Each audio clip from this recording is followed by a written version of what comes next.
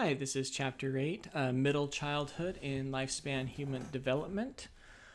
So in this lecture, we're going to cover the physical and cognitive development part of middle childhood. And as I said in a previous lecture, physical cognitive development is not my favorite thing. So this one's probably going to be a little on the briefer side. So okay, so middle childhood is where kids really start to grow. They can have those growth spurts because their skeleton is starts to get bigger, and they really do have growing pains with the muscles and the skeleton getting longer, getting bigger. I don't know if you can recall back in your middle to late childhood, adolescence, whenever you'd hit that growing spurt, you could tell because sometimes your joints would ache, or different parts of your body would hurt. So those growing pains are a real thing. Also, in middle childhood is where kids start to lose their teeth, and then they're replaced. Their baby teeth are replaced by their adult permanent teeth. And in terms of how the kids lose them, or what age, again, that's going to be up to each individual child. Some of our kids, they were actually pretty late getting their teeth in when they were infants, and so not surprisingly, they were late losing them in childhood. I think we had at least one or two children that had their teeth come in on time, and so they've lost them. At an earlier age as well. So really just kind of depends on the individual child. So the brain has reached 95% of its full size here in middle childhood. And this is where the pruning continues, and probably at this point it's getting ready to accelerate as well, because as they get into adolescence, that's where a lot of that pruning takes place. And again, the pruning is a reduction in the number of synaptic connections. So the brain cells, how many connections there are within the brain. And actually, once that starts to happen, really is where the brain becomes a lot more efficient, and where a lot of the ability to think more abstractly, to think quicker, comes into play is by that pruning. So the pruning is not a bad thing. It actually helps us with our information processing. Here, the motor skills also continue to develop and really start to get refined. Their running is different. If they've been playing sports, you can really tell that the way they move and everything is definitely different from what it was in early childhood. And similarly with their fine motor skills, as we talked about in the previous chapter, their writing, their coloring, things that really take those fine motor skills just become more refined, and they improve at them. Health also starts to become an important consideration too here in middle childhood, particularly their level of physical fitness. In our public schools and our elementary schools, we're seeing a reduction in recess. I don't know about you guys, but when I was a kid, it didn't matter if it was snowing, raining, how cold it was, how hot it was. As soon as recess time rolled around, our teachers kicked us out of the building, and we were running around on the playground. We had a 15-minute recess in the morning. We had about a 45-minute recess after lunch, and then another 15 minutes in the afternoon. And boy, I think if they tried to cut those out, our teachers would have protested or gone on strike or something. But nowadays, it doesn't really take too much for kids to not be able to get outside and get that physical exercise. I know in my kids' school, a lot of times recess is just done in the classroom where they play games and something. Well, it's nice to take the break, but there's also that physical activity. And in fact, there's a pretty decent amount of research out there that suggests that when kids have recess, when they get more physical exercise, they do better in school. And so as we see recess getting cut out because they want more time to cram information in kids' brains, I think in a lot of ways that's doing a huge disservice academically, socially, and most definitely physically. As you can see on the slide, about 19% of children in middle childhood are overweight. And there's obviously a lot of concerns with that as well. That's probably a combination of, well, it would be a combination of genetics, physical exercise, physical fitness, and diet as well. We definitely live in a fast food based society where we don't eat a lot of whole foods. And then we also live in a society where, we have a lot of food and a lot of it tastes amazing. And so as a fact, we eat. So that is a health concern, particularly as if the obesity remains as the child gets older, can lead to problems like heart problems, diabetes, and everything else that's associated with obesity. Asthma is another condition that usually crops up in childhood. I think I was about 8 or 9 when I was diagnosed with my asthma. And back in the day when I was growing up, the medicines that they used for it were not very good. I remember being on a camp out one time running around and just having to go back to camp and sit down feeling like I was going to pass out because I just couldn't breathe.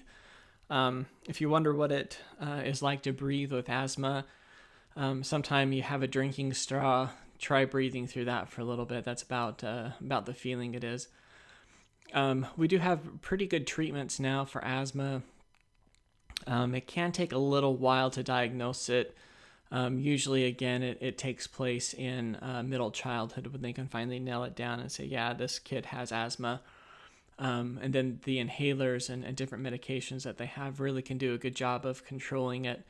I'm on an inhaler right now that just works amazingly well. I'm able to run and move around all day without even thinking about my asthma or even using my emergency inhaler as well.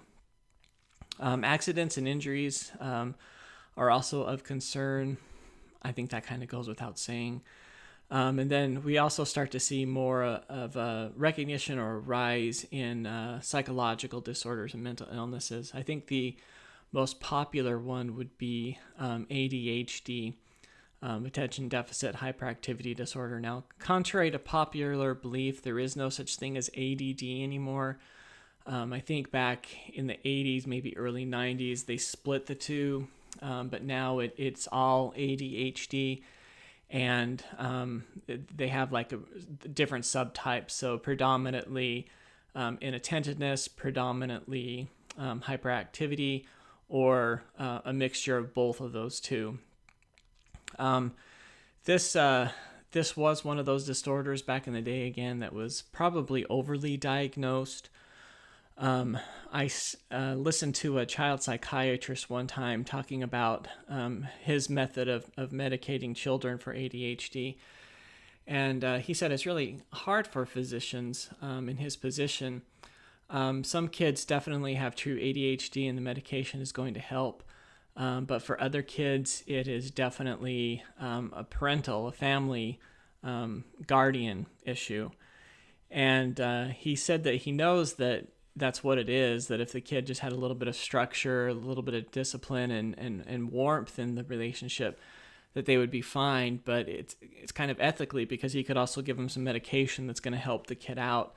And so it can be a real hard balance for physicians to deal with as they're looking at diagnosing and medicating ADHD. So there's always a huge debate about whether or not to medicate, and really it's a personal issue. The hard part with ADHD is like when it's true ADHD, no amount of discipline is going to have any effect whatsoever, because kids with ADHD are not able to make the connection between their behavior and the consequence. And so obviously if they can't make that connection, any type of discipline, of punishment or consequence just isn't going to make sense to them. It's not going to have any effect on behavior. So in those situations, really medication is going to be their best bet to help get them in a spot where they can start interacting, appropriately, socially, and academically as well. Autism spectrum disorder, this also used to be broken up into like Asperger's and autism and such. But with a new diagnostic manual that's come out, they've combined it all into one autism spectrum disorder, and it's more on the range of how severe it is. So, or Asperger's would be on one end, and then real autism would be on the other. Really, the main therapy for this, there might be some medication involved in terms of helping behavior, but also depending on the severity, psychotherapy would be useful as well in terms of helping to develop some social skills as well as coping and dealing with the disorder, and then also for the family as well of ways of dealing with that disorder. Before I move from on to this, let me go back to ADHD for a second. I did want to say that one of the good treatments for ADHD, even with medication, is really to make this environment as structured as possible. The more structured, the better for kids with ADHD. Depression and bipolar disorder, there's a slight debate amongst some people as to whether or not children can actually get these disorders. I think kids can be depressed. I don't think most doctors prefer to medicate more than just having them get some psychotherapy is probably going to be the first line of defense or coping with depression. Bipolar disorder, this has almost become the ADHD of today. I think in a lot of instances it is overdiagnosed. It's like once they find out that maybe a child can have it, suddenly everybody does, which was the case of ADHD back in the 80s and 90s. Can they get it? Definitely, probably. We know that there is a pretty good genetic component for both depression and bipolar disorder. Again, I think it's important to look at that context. For bipolar disorder, there can definitely be, medication for it. A lot of the medication for bipolar disorder, though, can really be pretty powerful. And so, whatever the doctor prescribes, they're going to want to keep a pretty close eye on. Usually for things like bipolar disorder, I think most pediatricians probably would prefer not to write a prescription for medication for bipolar disorder, but instead send them to a child psychiatrist who's going to have, a better grasp on these different medicines and what they can do and how they're going to help. Pediatricians are actually the primary prescribers for ADHD medication. And family practitioners in general practitioners are generally the ones that prescribe depression medication. And then finally, PTSD, kids that live through real traumatic events, whether that's in the environment, such as growing up in a war zone or, watching one of their parents be abused or a sibling get abused or being abused themselves, can result in symptoms of PTSD. With here, there might be some medication to help deal with some of the anxiety and feelings of depression that come along with it. But again, probably psychotherapy is going to be the primary avenue for treating PTSD. All right, so cognitive development. So they're moving out of the preoperational stage and moving into a stage that is more logical and less intuitive. And we talked about conservation a couple of lectures ago. And that's really a good sign that the child is moving into this concrete operational thinking. So you can't fool them anymore. If you break apart Play-Doh, they know that there's still the same amount of Play-Doh there, that it hasn't decreased or increased in any way. This is also where they begin to use words to understand their world. So they're moving a little bit away from play and now more into the verbal stage. And like I said earlier, It's really around the age of 10, give or take, where we stop doing play therapy with kids and start doing more of a hybrid, and possibly even relying a little bit more on the verbal, just because their words now, they can think a little bit more abstractly, and so their words can represent their world. So along with that, we talked about in early childhood that memory starts to develop, and it's even more so here in middle childhood. It's much more of a marked improvement. So if you think back to your elementary days, you can probably remember a lot more from 3rd, 4th, 5th grade than you can from like preschool, kindergarten, and lower. So that's that the brain again continues to develop and prune, and so skills like that become much more prominent. Metacognition is the ability to think about your thinking, and that is actually a pretty abstract concept, and it's something that middle childhood and then older childhood kids are able to start to understand. I don't know that they fully get there, but they begin to understand that a little bit. So let's talk a little bit about intelligence. I think everybody here has heard of the IQ and what that means. Maybe you know what yours is, maybe you don't. The challenging thing with all of the ways that these IQ tests measure intelligence is it's really based on kind of a white middle class standard, which obviously falls apart when compared to anybody else, and probably even within that demographic as well, because people differ so much. There are so many different types of intelligence that it's really hard to say, this person is intelligent and this person isn't. So a lot of times, we really emphasize academic achievement, standardized test achievement, and how well kids do on those sorts of things as a way to measure their intelligence. But I think they're missing out on a lot of things. One of the things that kind of drives me a little nuts with school, back when I was in high school, we used to have like wood shop, metal shop, and auto shop. And those sorts of things were great programs for those kids that school just wasn't their thing.